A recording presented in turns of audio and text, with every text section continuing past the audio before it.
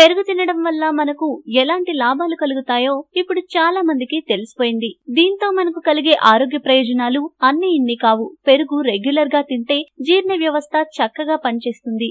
ఇందులో ఉండే మంచి బ్యాక్టీరియా జీర్ణాశయానికి, పేగులకు ఎంతగానో మేలు చేస్తుంది. పెరుగులో ఉండే కాల్షియం వల్ల దంతాలు, ఎముకలు దృఢంగా మారతాయి. శరీరాన్ని చల్లబర్చే గుణం పెరుగుకు ఉంది. అందుకే చాలా మంది పెరుగన్నాన్ని 3 పూటలా ఆరగిస్తుంటారు. అయితే రాత్రిపూట పెరుగన్నం తినొచ్చా లేదా అనే సందేహం చాలా మందిని వెంటాడుతూ ఉంటుంది. ఎందుకంటే రాత్రిపూట పిల్లలు పెరుగన్నం అడిగితే పెట్టరు.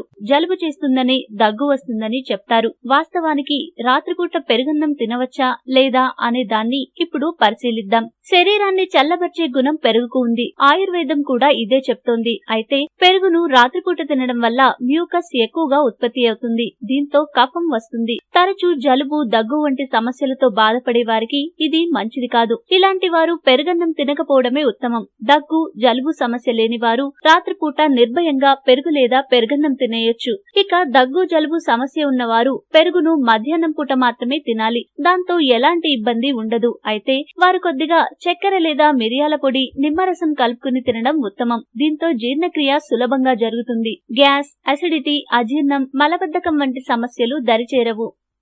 మీకు ఈ వీడియో నచ్చితే లైక్ చేయండి, మీ ఫ్రెండ్స్ తో షేర్ చేసుకోండి. కానీ సబ్స్క్రైబ్ చేయడం మాత్రం మర్చిపోకండి. Thanks for watching.